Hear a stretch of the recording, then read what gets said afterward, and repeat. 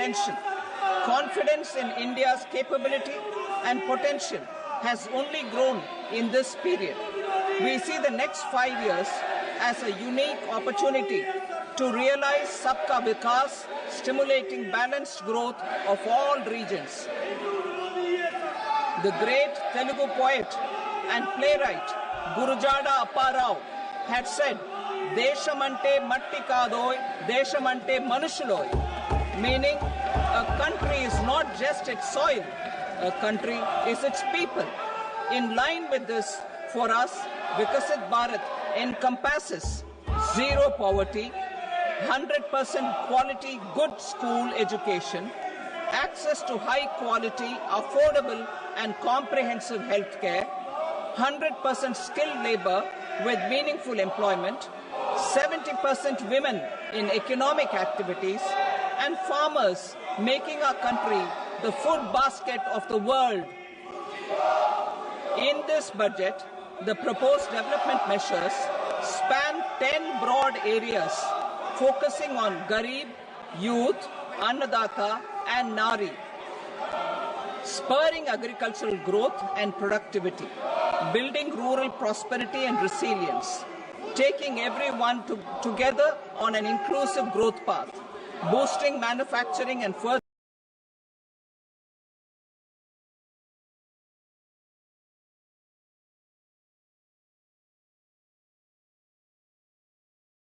securing energy supplies, promoting exports and nurturing innovation.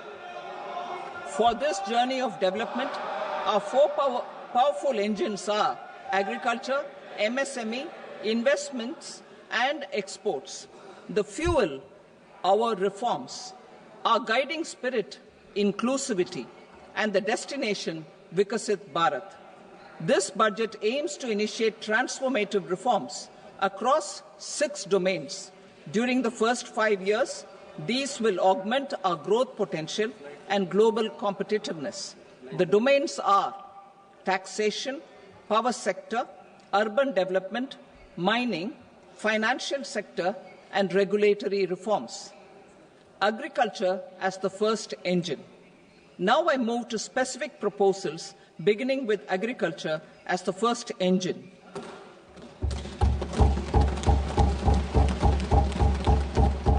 Prime Minister Dhan Dhanya Krishi Yojana, developing agri-districts program. Motivated by the success of the aspirational district program, our government will undertake a Prime Minister Dhan Dhanya Krishi Yojana in partnership with states. Through the convergence of existing schemes and specialized measures, the program will cover 100 districts with low productivity, moderate crop intensity, and below average credit parameters. It aims to 1. Enhance agricultural productivity, 2. Adopt crop diversification and sustainable agricultural practices, 3. Augment post-harvest storage at the panchayat and block level, 4. Improve irrigation facilities, and 5. Facilitate availability of long-term and short-term credit. This program is likely to help 1.7 crore farmers. Building rural prosperity and resilience. A comprehensive multi-sectoral rural prosperity and resilience program will be launched in partnership with the states. This will address underemployment in agriculture through skilling, investment, technology, and invigorating the rural economy. The goal is to generate ample opportunities in rural areas so that migration is an option but not a necessity. The program will focus on rural women, young farmers, rural youth, marginal and small farmers, and landless families. The details are in Annexure A. Domestic best practices will be incorporated, and appropriate technical and financial assistance will be sought from multilateral development banks. In Phase 1, 100 developing agri-districts will be covered. Atmanirbharta in pulses. Our government is implementing the National Mission for Edible Oilseed for achieving Atmanirbharta in edible oils. Our farmers have the capability to grow enough for our needs and more. 10 years ago, we made concerted efforts and succeeded in achieving near self-sufficiency in pulses. Farmers responded to the need by increasing the cultivated area by 50%, and government arranged for procurement and remunerative prices. Since then, with rising incomes and better affordability, our consumption of pulses has increased significantly. Our government will now launch a 6-year mission for Atmanirbharta in pulses with a special focus on Tuar, Urad and Masoor. Details are in Annexure B. Central agencies such as NAFED and NCCF will be ready to procure these 3 pulses as much as offered during the next 4 years from farmers.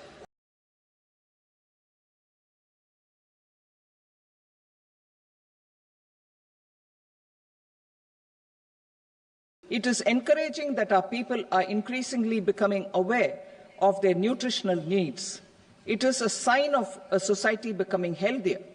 With rising income levels, the consumption of vegetables, fruits, and Sri Anna is increasing significantly. A comprehensive program to promote production, efficient supplies, processing, and remunerative prices for farmers will be launched in partnership with the states. Appropriate institutional mechanisms for implementation and participation of farmer producer organizations and cooperatives will be set up. Makhana Board in Bihar. For this, there is a special opportunity for the people of Bihar. A Makhana Board will be established in the state to improve production, processing, value addition, and marketing of makhana. The people engaged in these activities will be organized into FPOs. The board will provide hand-holding and training support to makhana farmers and will also work to ensure they receive the benefits of all relevant government schemes. A national mission on high-yielding seeds will be launched, aimed at 1. Strengthening research ecosystem, 2. Targeted development and propagation of seeds with high yield, pest resistance, and climate resilience, and 3. Commercial availability of more than 100 seed varieties released since July 2024. India ranks second largest globally in fish production and aquaculture. Seafood exports are valued at 60,000 crore rupees. To unlock the untapped potential of the marine sector, our government will bring in an enabling framework for sustainable harnessing of fisheries from Indian Exclusive Economic Zone and high seas, with a special focus on the Andaman and Nicobar and Lakshadweep Islands. For the benefit of lakhs of cotton growing farmers, I am pleased to announce a mission for cotton productivity. This 5-year mission will facilitate significant improvements in productivity and sustainability of cotton farming and promote extra long staple cotton varieties. The best of science and technology support will be provided to farmers.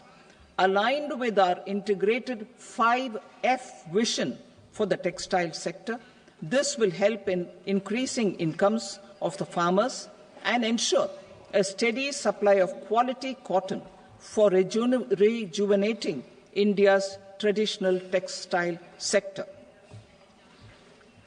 Kisan credit cards facilitate short-term loans for 7.7 crore farmers, fishermen, and dairy farmers.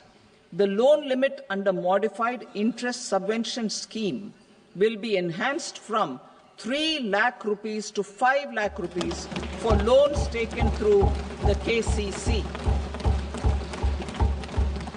For Atmanirbharta in urea production, our government had reopened 3 dormant urea plants in the eastern region.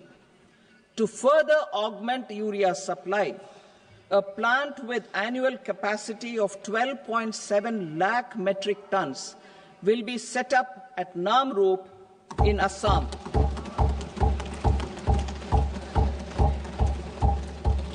India Post, with 1.5 lakh rural post offices, complemented by the India Post Payment Bank and a vast network of 2.4 lakh Dak Sevaks, will be repositioned to act as a catalyst for the rural economy. Details are at Annexure C. India Post will also be transformed as a large public logistics organization. This will meet the rising needs of Vishwakarmas, new entrepreneurs, women, self-help groups, MSMEs, and the large business organizations. Our government will provide support to NCDC for its lending operations for the cooperative sector. MSMEs as the second engine. Now I move to MSMEs as the second engine, which encompasses manufacturing and services with a focus on MSMEs numbering 5.7 crores. Currently, over 1 crore registered MSMEs, employing 7.5 crore people and generating 36% of our manufacturing, have come together to position India as a global manufacturing hub. With their quality products, these MSMEs are responsible for 45% of our exports. To help them achieve higher efficiencies of scale, technological upgradation, and better access to capital, the investment and turnover limits for classification of all MSMEs will be enhanced to 2.5 and 2 times respectively. This will give them the confidence to grow and generate employment for our youth. The details are given in Annexure D.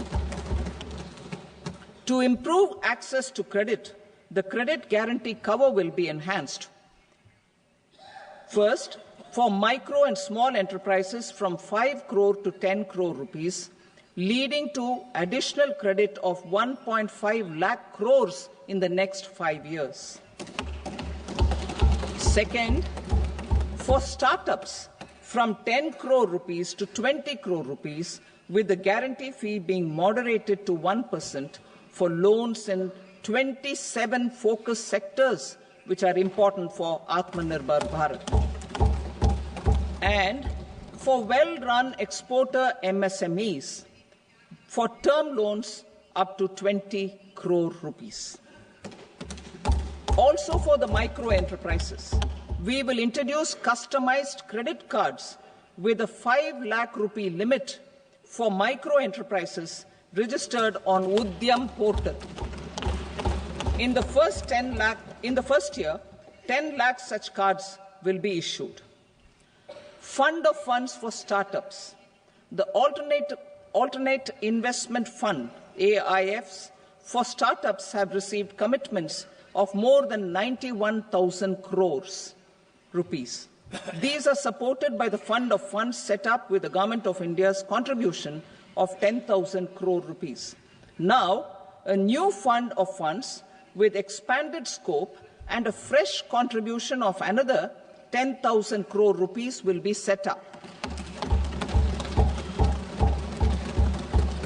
A new scheme will be launched for 5 lakh women, scheduled castes and scheduled tribes, first-time entrepreneurs. This will provide term loans up to 2 crore rupees during the next 5 years. The scheme will incorporate lessons from the successful Stand Up India scheme. Online capacity building for entrepreneurship and managerial skills will also be organized.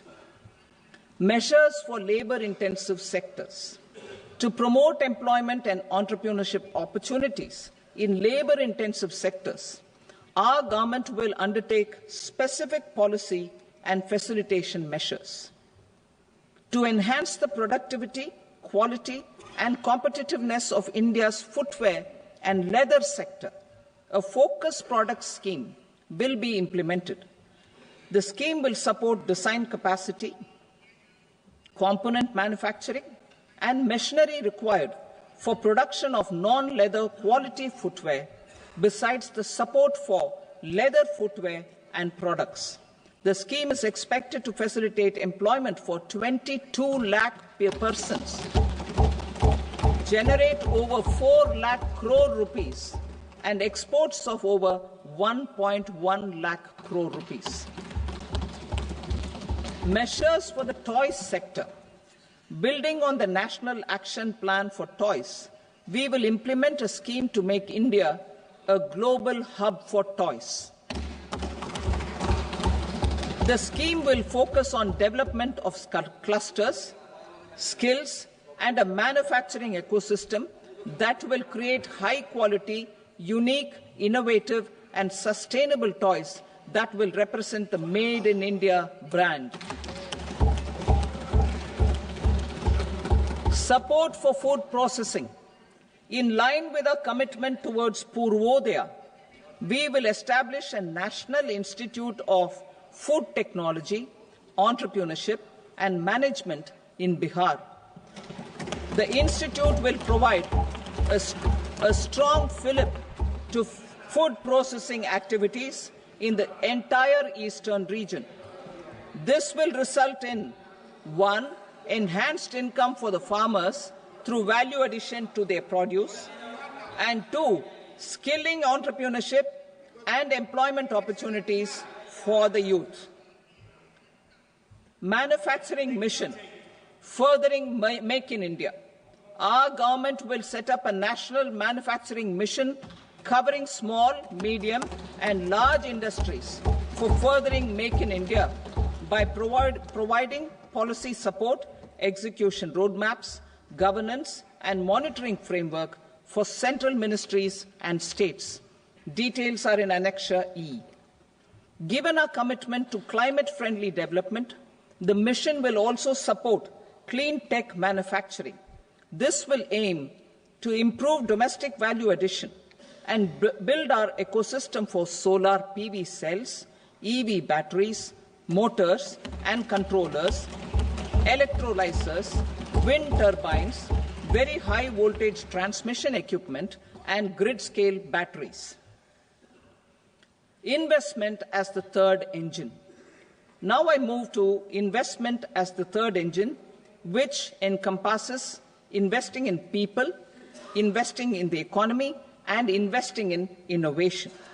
Investing in people. Saksham Anganwadi and Poshan 2.0. Saksham Anganwadi and Poshan 2.0 program provides nutritional support to more than 8 crore children, 1 crore pregnant women and lactating mothers all over the country, and about 20 lakh adolescent girls in aspirational districts and the Northeast region. The cost norms for these nutritional support will be enhanced appropriately. Atal Tinkering Labs. 50,000 Atal Tinkering Labs will be set up in government schools in the next 5 years to cultivate the spirit of curiosity and innovation and foster a scientific temper among young minds. Broadband connectivity to government secondary schools and PHCs. Broadband connectivity will be provided to all government secondary schools and primary health centers in rural areas under the BharatNet project. Bharatiya Bhasha Pustak Scheme. We propose to implement a Bharatiya Bhasha Pustak scheme to provide digital form Indian language books for schools and for higher education. This aims to help students understand their subjects better and in their language. National Centers of Excellence for Skilling. Building on the initiative announced in the July 24 budget, 5 national centers of excellence for skilling will be set up with global expertise and partnerships to equip our youth with the skills required for Make for India, Make for the World manufacturing. The partnership will cover curriculum design, training of trainers, and a skills certification framework and periodic reviews. Expansion of capacity in IITs. Total number of students in 23 IITs has increased 100% from 65,000 to 1.35 lakh in the past 10 years.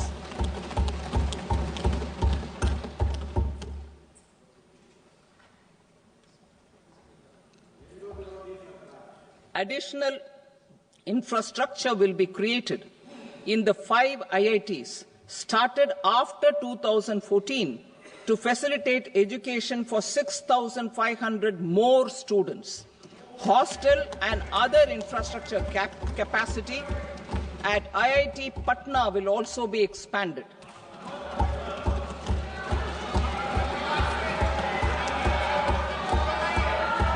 Center of Excellence.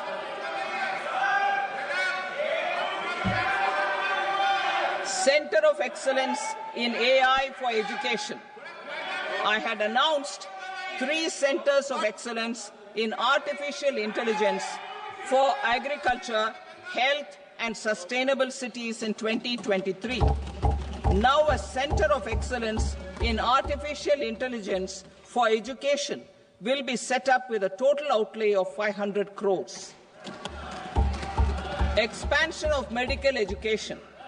Our government has added almost 1.1 lakh undergraduate and postgraduate medical education seats in 10 years, an increase of 130%. In the next year, 10,000 additional seats will be added in medical colleges and hospitals towards the goal of adding 75,000 seats in the next 5 years. Daycare cancer centers in all district hospitals. Our government will facilitate setting up of daycare cancer centers in all district hospitals in the next 3 years. 200 centers will be established in 25-26 itself. Strengthening urban livelihoods. Our government has been giving priority to assisting urban poor and vulnerable groups. A scheme for socio-economic upliftment of urban workers will be implemented to help them improve their incomes, have sustainable livelihoods, and a better quality of life.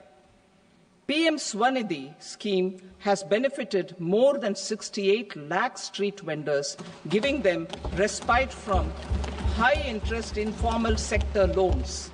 Building on this success, the scheme will be revamped with enhanced loans from banks, UPI-linked credit cards with 30,000 rupees limit, and capacity building support. Social Security scheme for welfare of online platform workers. Gig workers of online platforms provide great dynamism to the new age services economy. Recognizing their contribution, our government will arrange for their identity cards and registration on the e-Shram portal. They will be provided health care under PM Jan Arogya Yojana. This measure is likely to assist nearly 1 crore gig workers.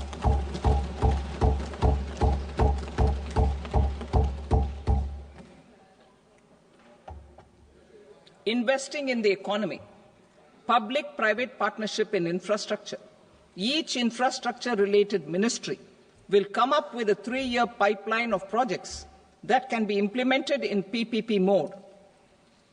States will also be encouraged to do so and can seek support from the India Infrastructure Project Development Fund, which is a scheme to prepare PPP proposals. Support to states for infrastructure. An outlay of 1.5 lakh crore is proposed for the 50-year interest-free loans to states for capital expenditure and incentives for reforms. Building on the success of the first asset monetization plan announced in 2021, the second plan for 2025 to 30 will be launched to plough back capital of 10 lakh crore in new projects. Regulatory and fiscal measures will be fine-tuned to support the plan. Jal Jeevan Mission. Since 2019, 15 crore households, representing 80% of India's rural population, have been provided access to portable tap water connections. To achieve 100% coverage, I am pleased to announce the extension of this mission until 2028 with an enhanced total outlay. The mission's focus will be on the quality of infrastructure and O&M of rural piped water supply schemes through Jan Bhagidari. A separate MOU or separate MOUs will be signed with the states and union territories to ensure sustainability and citizen-centric water services delivery. Urban sector reforms. Building on the July budget proposals, urban sector reforms related to governance, municipal services, urban land and planning will be incentivized. Urban Challenge Fund. The government will set up an Urban Challenge Fund of 1 lakh crore rupees to implement the proposals for cities as growth hubs, creative redevelopment of cities, and for water and sanitation purposes announced in the July budget. This fund will finance up to 25% of the cost of bankable projects, with a stipulation that at least 50% of the cost is funded from bonds, bank loans, and PPPs. An allocation of 10,000 crore is proposed in 2025-26. Power sector reforms. We will incentivize electricity distribution reforms and augmentation of intra-state transmission capacity by states. This will improve financial health and capacity of electricity companies. Additional borrowing of 0.5% of GSDP will be allowed to states contingent on these reforms. Nuclear energy mission for Vikasit Bharat. Development of at least 100 gigawatt of nuclear energy by 2047 is essential for our energy transition efforts. For an active partnership with the private sector towards this goal, amendments to the Atomic Energy Act and the Civil Liability for Nuclear Damage Act will be taken up. A nuclear energy mission for research and development of small modular reactors with an outlay of 20,000 crore will be set up. At least 5 indigenously developed small modular reactors will be operationalized by 2033. Shipbuilding. The shipbuilding financial assistance policy will be revamped to address cost disadvantages. This will also include credit notes for shipbreaking in Indian yards to promote the circular economy. Large ships above a specified size will be included in the infrastructure harmonized master list. Shipbuilding clusters will be facilitated to increase the range, categories, and capacity of ships. This will include additional infrastructure, facilities, skilling, and technology to develop the entire ecosystem. Maritime Development Fund. For long-term financing for the maritime industry, a Maritime Development Fund with a corpus of 25,000 crore rupees will be set up. This will be for distributed support and promoting competition. This will have up to 49% contribution by the government, and the balance will be mobilized from ports and from private sector. UDAN regional connectivity schemes. UDAN has enabled 1.5 crore middle-class people to meet their aspirations for speedier travel. The scheme has connected 88 airports, and operationalized 619 routes. Inspired by that success, a modified UDAN scheme will be launched to enhance regional connectivity to 120 new destinations and carry 4 crore passengers in the next 10 years. 4 crore additional passengers in the next 10 years. The scheme will also support helipads and smaller airports in hilly, aspirational and northeast regional districts. Greenfield airports will be facilitated in Bihar to meet the future needs of the state. These will be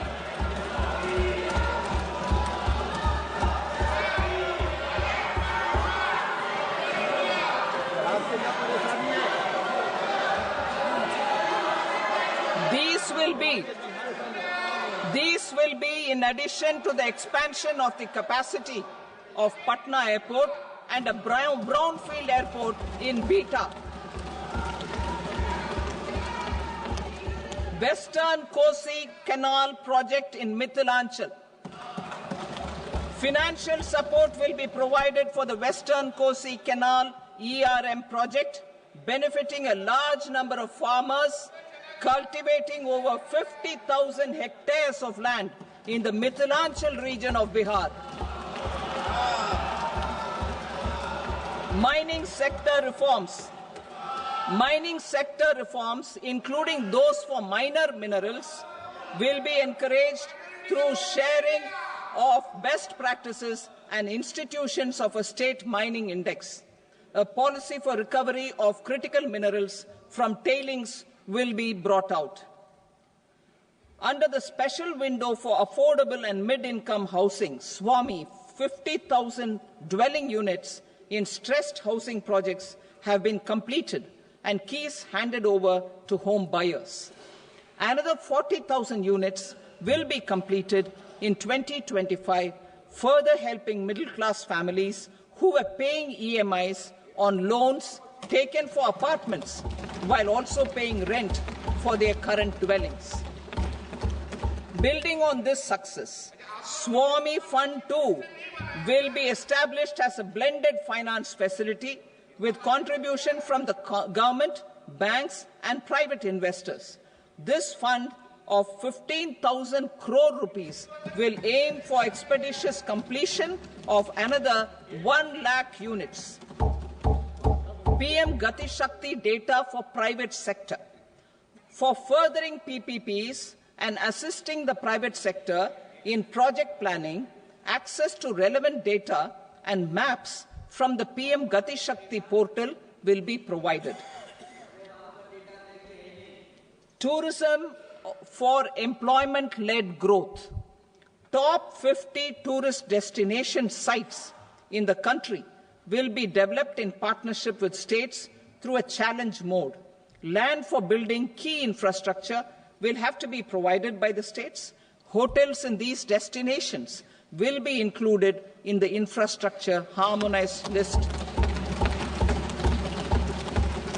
The following measures will be taken for facilitating employment-led growth.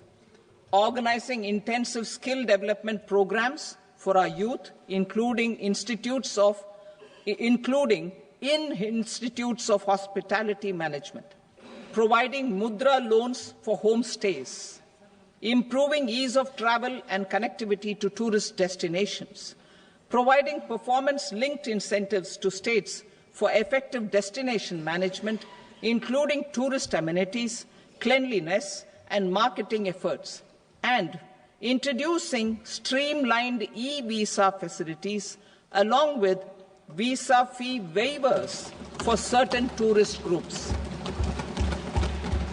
Continuing with the emphasis on places of spiritual and religious significance in the July budget, there will be a special focus on destinations related to the life and times of Lord Buddha. Medical tourism and heal in India. Medical tourism and heal in India will be promoted in partnership with the private sector, along with capacity building and easier visa norms. Investing in innovation. To implement private sector-driven research, development and innovation initiatives announced in the July budget, I am now allocating 20,000 crore rupees for this purpose. A deep tech fund of funds will also be explored to catalyze the next generation startups as a part of this initiative. In the next 5 years, under the PM Research Fellowship Scheme, we will provide 10,000 fellowships for technological research in IITs and IISc with enhanced financial support. The second gene bank with 10 lakh germplasm lines will be set up for future food and nutritional security. This will provide conservation support to both public and private sectors for genetic resources. We will start a national geospatial mission to develop foundational geospatial infrastructure and data. Using PM Gati Shakti, this mission will facilitate modernization of land records, urban planning, and design of infrastructure projects. A Gyan Bharatam mission for survey, documentation, and conservation of our manuscript heritage with academic institutions, museums, libraries, and private collectors will be undertaken to cover more than 1 crore manuscripts. We will set up a national digital repository of Indian knowledge systems for knowledge sharing. Now I move to exports as the fourth engine. We will set up an export promotion mission with sectoral and ministerial targets driven jointly by the Ministries of Commerce, MSME, and Finance. It will facilitate easy access to export credit, cross-border factoring support, support to MSMEs to tackle non-tariff measures in overseas markets. A digital public infrastructure, Bharat Trade Net, for international trade will be set up as a unified platform for trade documentation and financing solutions. This will complement the Unified Logistics Interface platform. The BTN will be aligned with international practices. Support will be provided to develop domestic manufacturing capacities for our economy's integration with global supply chains. Sectors will be identified based on objective criteria. Facilitation groups with participation of senior officers and industry representatives will be formed for select products and supply chains. Through this, there are huge opportunities related to Industry 4.0, which needs high skills and talent. Our youth have both. Our government will support the domestic electronic equipment industry to leverage this opportunity for the benefit of our youth. A national framework will be formulated as guidance to states for promoting global capability centers in emerging Tier 2 cities. This will suggest measures for enhancing availability of talent and infrastructure, building bylaw reforms, and mechanisms for collaboration with industry. Our government will facilitate upgradation of infrastructure and warehousing for air cargo, including high-value perishable horticultural produce. Cargo screening and customs protocol will be streamlined and made user-friendly.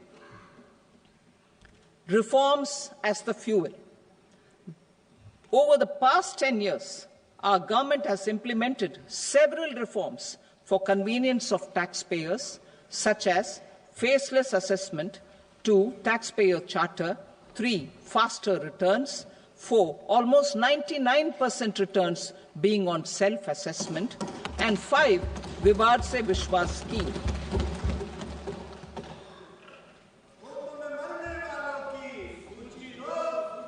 Continuing these efforts, I reaffirm the commitment of the Tax Department to trust first, scrutinize later.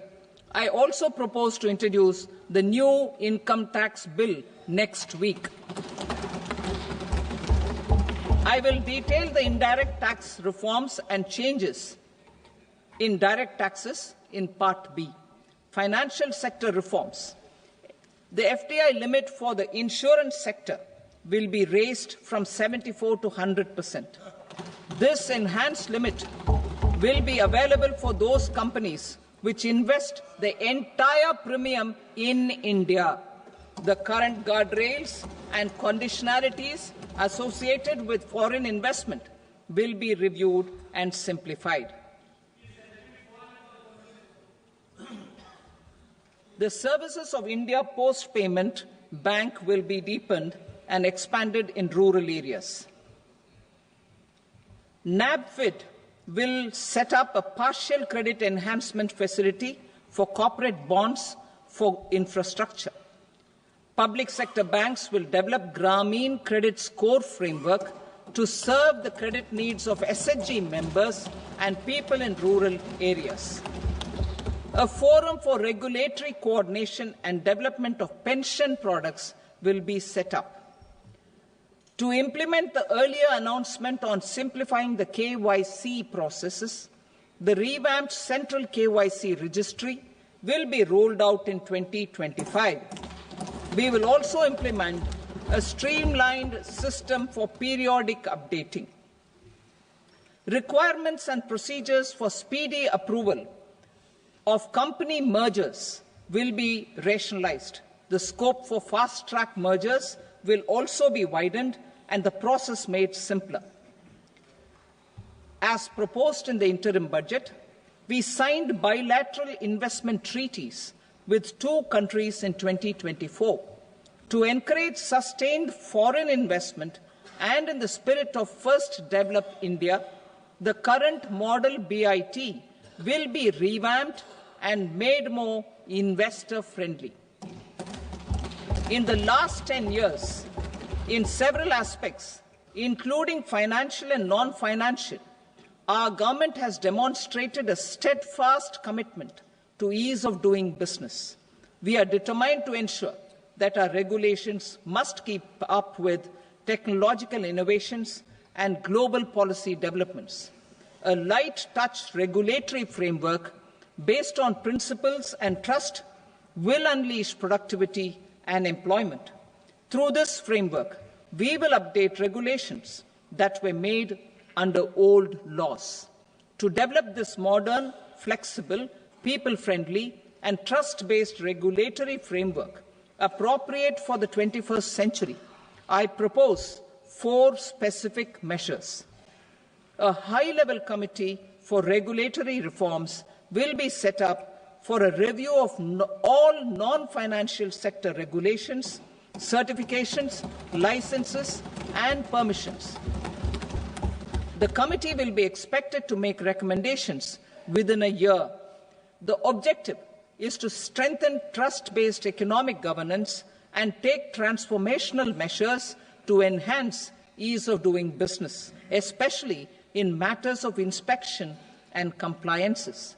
States will be encouraged to join in this endeavour. An investment friendliness index of states will be launched in 2025 to further the spirit of competitive, cooperative federalism. Under the Financial Stability and Development Council, a mechanism will be set up to evaluate impact of the current financial regulations and subsidiary instructions. It will also formulate a framework to enhance their responsiveness and development of the financial sector. In the Jan Vishwas Act 2023, more than 180 legal provisions were decriminalized. Our government will now bring up the Jan Vishwas Bill 2.0 to decriminalize more than 100 provisions in various laws. I now move to fiscal policy. In the July budget, I had committed to staying the course for fiscal consolidation. Our endeavour will be to keep the fiscal deficit each year such that central government debt remains on a declining path as a percentage of the GDP. The roadmap for the next 6 years has been detailed in the FRBM statement. Revised estimates for 2024-25. The revised estimate of the total receipts other than borrowings is 31.47 lakh crore rupees, of which the net tax receipts are 25.57 lakh crore rupees. The revised estimate of the total expenditure is 47.16 lakh crore rupees, of which the capital expenditure is about 10.18 lakh crore rupees. The revised estimate of the fiscal deficit is 4.8% of the GDP. Budget estimates for 25-26. Coming to 25-26, the total receipts other than borrowings and total expenditure are estimated at 34.96 lakh crore rupees and 50.65 lakh crore rupees respectively. The net tax receipts are estimated at 28.37 lakh crore rupees. The fiscal deficit is estimated to be 4.4% of GDP. To finance the fiscal deficit, the net market borrowings from dated securities are estimated at 11.54 lakh crore. The balance financing is expected to come from small savings and other sources. The gross market borrowings are estimated at 14.82 lakh crore rupees. I will now move to Part B. Indirect taxes. My proposals relating to customs aim to rationalize tariff structure and address duty inversion. These will also support domestic manufacturing and value addition, promote exports, facilitate trade, and provide relief to common people. Rationalization of customs tariff structure for industrial goods. As a part of comprehensive review of customs rate structure announced in July 2024 budget, I propose to 1. Remove 7 tariff rates. This is over and above the 7 tariff rates removed in 23-24 budget. After this, there will be only 8 remaining tariff rates, including 0 rate. 2. Apply appropriate cess to broadly maintain effective duty incidence, except on a few items where such incidence will reduce marginally. 3. Levy not more than 1 cess or surcharge. Therefore, I propose to exempt social welfare surcharge on 82 tariff lines that are subject to a cess. I shall now take up sector-specific proposals. To provide relief to patients, particularly those suffering from cancer, rare diseases, and other severe chronic diseases, I propose to add 36 life-saving drugs and medicines to the list of medicines fully exempted from basic custom duty.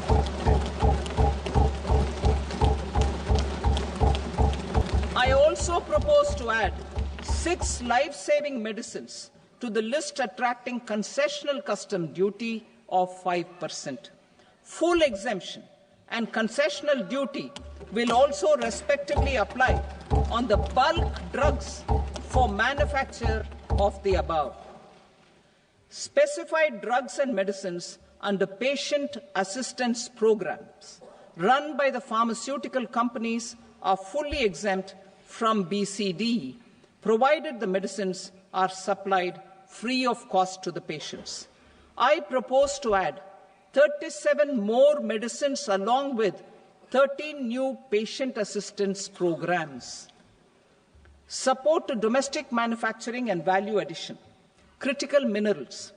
In the July 2024 budget, I had fully exempted BCD on 25 critical minerals that are not domestically available. I had also reduced BCD of 2 other such minerals to provide a major fillip to their processing, especially by MSMEs. Now, I propose to fully exempt cobalt powder and waste, the scrap of lithium-ion battery, lead, zinc, and 12 more critical minerals. This will help secure their availability for manufacturing in India and promote more jobs for our youth.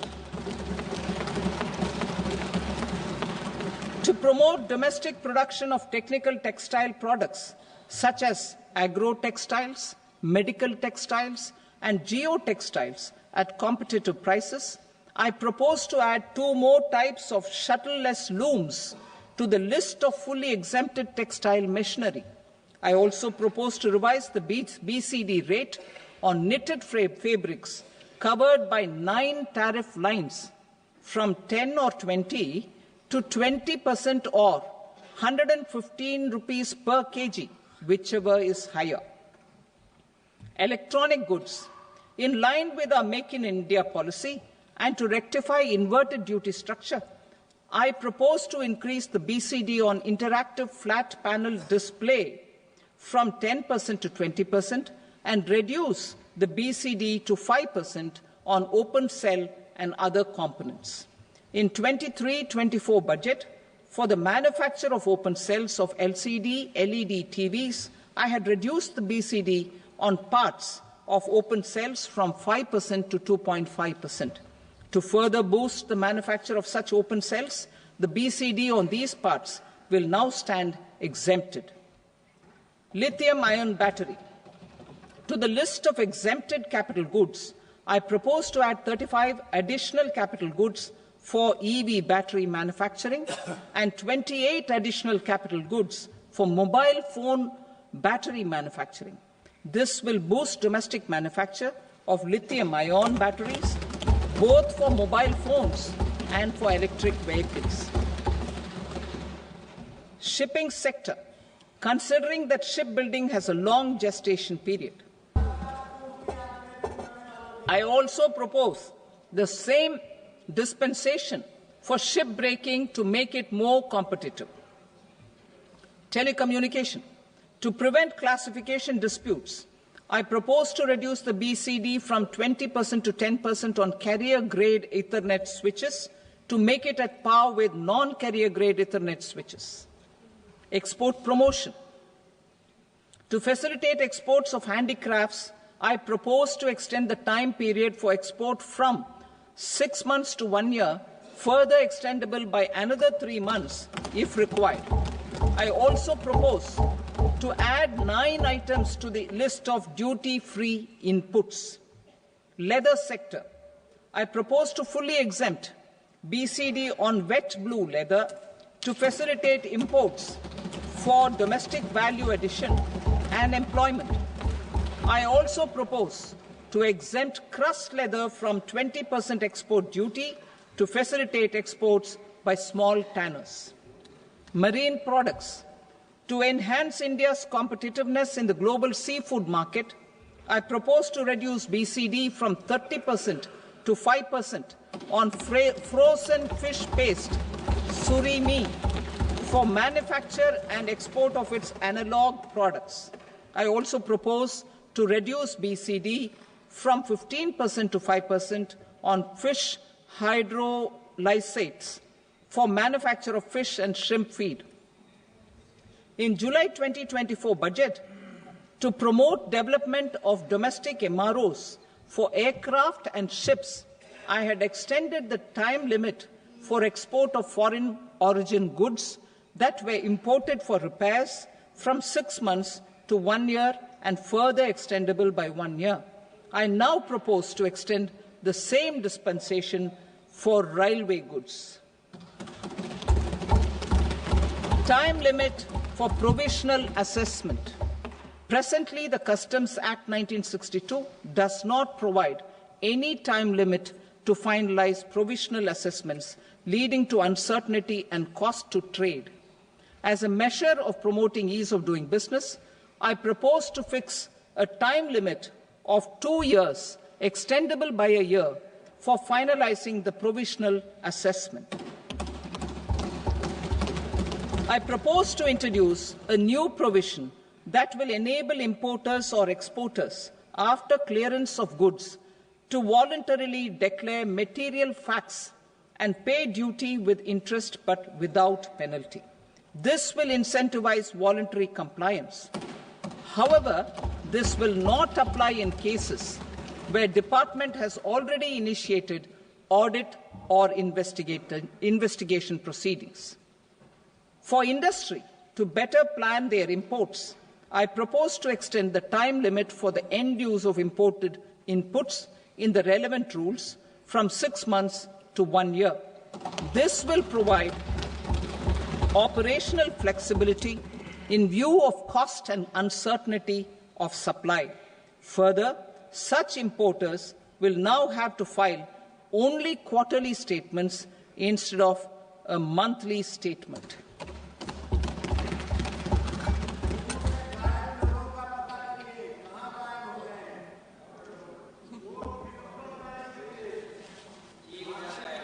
I now come to my direct tax proposals. In Part A, I have briefly underlined taxation reforms as one of key reforms to realize our vision of Vikasit Bharat. In respect of criminal law, our government had earlier ushered in Bharatiya Nyaya Sanhita, replacing Bharatiya Danda Sanhita. I am happy to inform this august House and the country that for new income tax bill will carry forward the same spirit of Nyaya in its drafting as well. The new bill will be clear and direct in text, with close to half of the present law in terms of both chapters and words. It will be simple to understand for taxpayers and tax administrators, leading to tax certainty and reduced litigation. Reforms, however, are not a destination. They are means to achieve good governance for our people and economy. Providing good governance primarily involves being responsive. The Tirukural captures this in verse 542, which reads, "Vaanokki vaazhum ulagallam, mannavan kol nokki vaazhum kudi," meaning, just as the living beings live expecting rains, citizens live expecting good governance. Our government is committed to keeping an ear to the ground and a finger on the pulse and responding while balancing our national building efforts.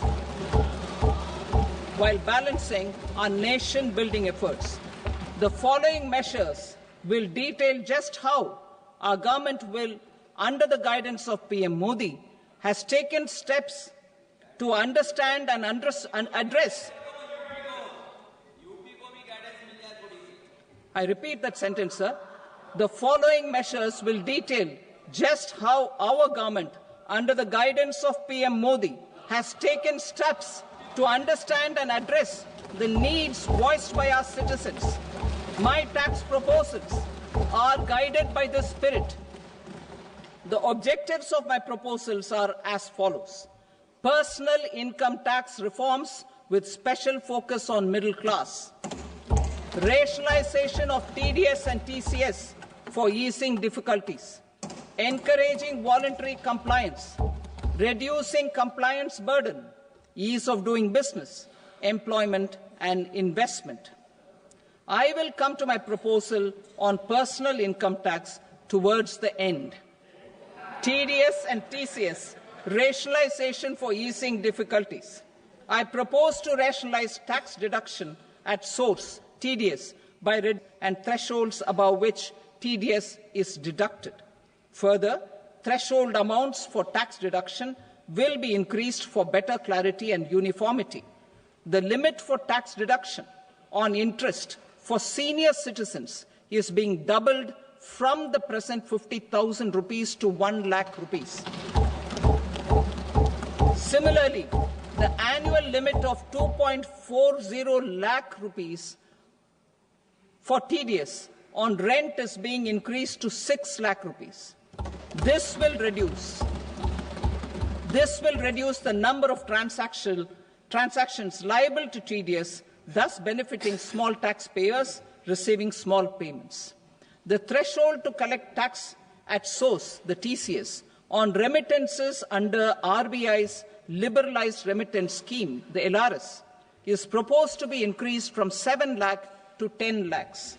I also propose to remove TCS on remittances for education purposes, where such remittances is out of a loan taken from a specified financial institution.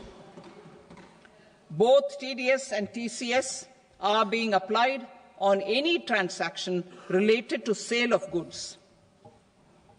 To prevent such compliance difficulties, I propose to omit the TCS. I also propose that the provisions of the higher TDS deduction will now apply only in non-PAN cases. In July 2024, the delay for payment of TDS up to the due date of filing statement was decriminalized. I propose to provide the same relaxation to TCS provisions as well. The government under the leadership of Prime Minister Modi believes in Sabka Saath, Sabka Vikas, Sabka Vishwas and Sabka Prayas. In line with this, we brought in updated return facility in 2022 for voluntary compliance by taxpayers who had omitted to report their correct income. Our trust in taxpayers was proved right. Nearly 90 lakh taxpayers voluntarily updated their incomes by paying additional tax. Taking this trust further, I now propose to extend the time limit to file updated returns for any assessment year from the current limit of 2 years to 4 years. I propose to reduce the compliance burden for small charitable trusts and institutions by increasing their period of registration from 5 years to 10 years. It is also proposed that disproportionate consequences do not arise for minor defaults, such as incomplete applications filed by charitable entities. Presently, taxpayers can claim the annual value of self-occupied properties as nil only on the fulfillment of certain conditions. Considering the difficulties faced by taxpayers, it is proposed to allow the benefit of 2 such self-occupied properties without any condition. To streamline the process of transfer pricing and to provide an alternative to yearly examination, I propose to introduce a scheme for determining arm's length price of international transaction for a block period of 3 years. This will be in line with global best practices. With a view to reduce litigation and provide certainty in international taxation, the scope of safe harbour rules is being expanded. A number of senior and very senior citizens have very old national savings schemes accounts. As interest is no longer payable on such accounts, I propose to exempt withdrawals made from NSS by individuals on or after 29th August 2024. I am also proposing to allow similar treatment to NPS Vatsalya accounts as is available to normal NPS accounts subject to overall limits. In my speech in July 2024, I had promised that all processes, including giving effect to appellate orders, shall be digitalized and made paperless over the next 2 years. So I'm happy to announce that digitalization is being made operational now. In July 2024, we brought in the Vivad Se Vishwas scheme to resolve income tax disputes pending in appeal. The scheme has received a great response, with nearly 33,000 taxpayers having availed of the scheme to settle their disputes. I have a few proposals to promote investment and employment.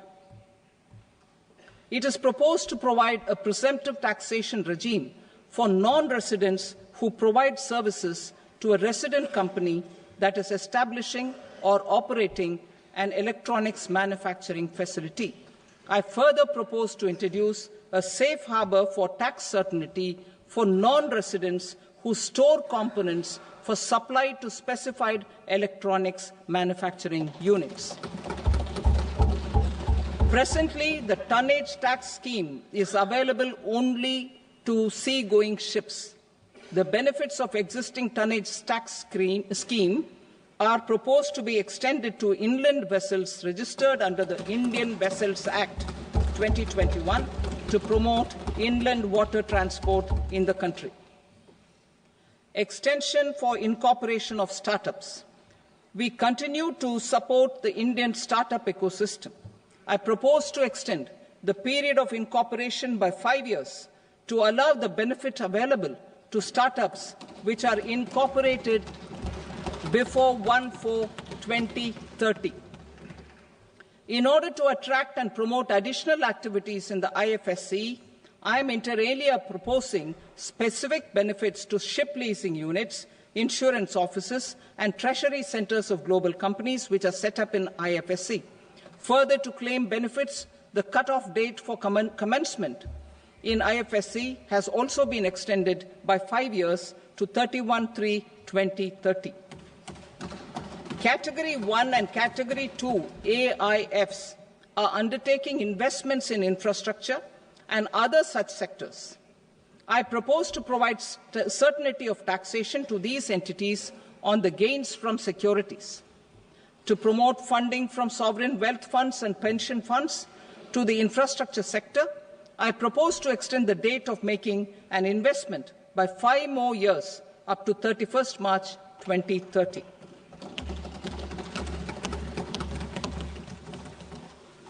Personal income tax reforms with special focus on middle class. Democracy, demography, and demand are the key support pillars in our journey towards Vikasit Bharat. The middle class provides strength for India's growth. This government, under the leadership of Prime Minister Modi, has always believed in the admirable energy and ability of the middle class in nation building. In recognition of their contribution,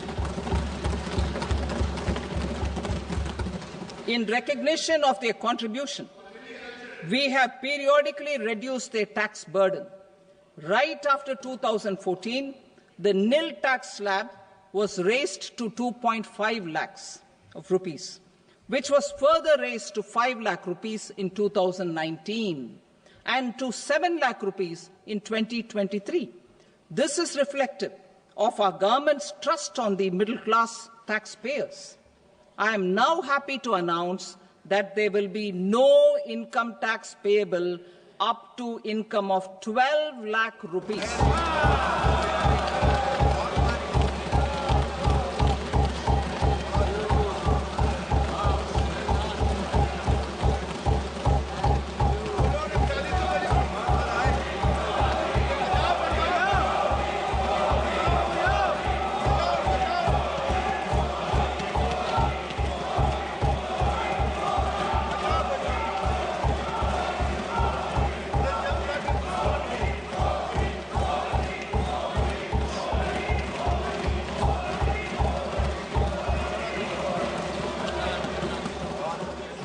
So, average income of 1 lakh per month, other than the special rate income such as capital gains, under the new regime. This limit will be 12.75 lakh for salaried taxpayers due to the standard deduction of 75,000. Slabs and rates are being changed across the board to benefit all taxpayers. The new structure will substantially reduce the taxes of the middle class and leave more money in their hands. boosting household consumption, savings and investment. In the new tax regime, I propose to revise tax rate structures as follows: 0 to 4 lakh rupees nil, 4.8 lakh rupees to 4 to 8 lakh rupees 5%, 8 to 12 lakh rupees 10%, 12 to 16 lakh rupees 15%, 16 to 20 lakh rupees 20%, 20 to 24 lakh rupees 25%, and above 24 lakh rupees 30%. To taxpayers up to 12 lakh of normal income, other than special rate income such as capital gains. I read that again. To taxpayers up to 12 lakh of income, other than special rate income such as capital gains, tax rebate is being provided in addition to the benefit due to slab rate reduction in such a manner that there is no tax payable by them. The total tax benefit of slab rate changes and rebate at different income levels can be illustrated with a few examples. A taxpayer in the new regime with an income of 12 lakh rupees will get a benefit of 80,000 rupees in tax, which is 100% of tax payable as per the existing rates. A person having income of 18 lakh rupees will get a benefit of 70,000 rupees in tax, that is 30% of tax payable as per existing rates. A person with an income of 25 lakh gets a benefit of 1,10,000 rupees, that is 25% of his tax payable as per existing rates. Details of my tax proposals are given in the annexure. As a result of these proposals, Honourable Speaker, sir, revenue of about 1 lakh crore in direct taxes and 2,600 crores in indirect taxes will be foregone. Mr. Speaker, sir, with this, I commend the budget to this august House.